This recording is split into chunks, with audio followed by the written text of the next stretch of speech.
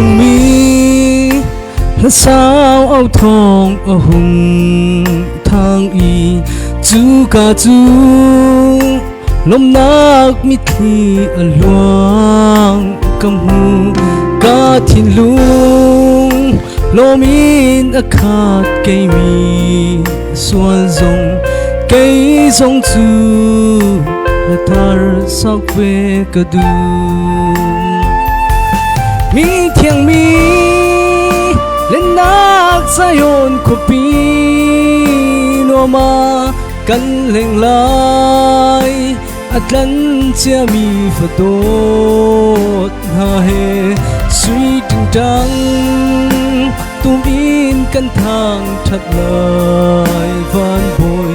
lấy har na ram kan ngai ti lai lâu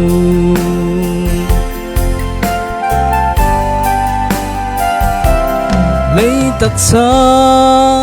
kan du pha ha câu na le wan thla na thin lung kan ngei mi na song hi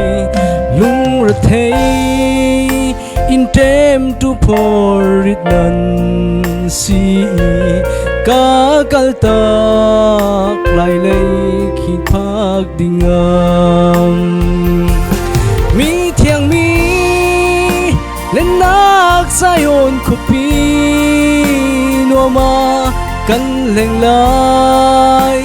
atlan chia mi phadot na he suy tình trăng tum in kan thang thật lại van bồi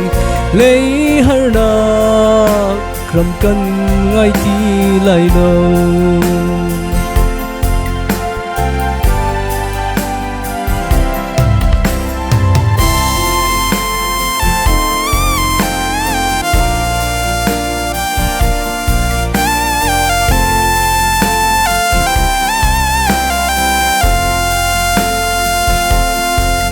nak in akhat valei katak sahi zot fa ngei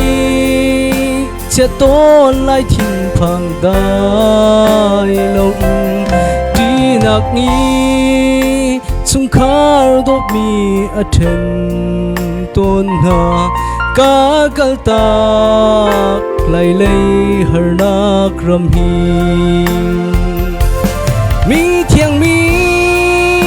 lên nak sayon kopi no ma kan leng lai atlan chia mi phadot hai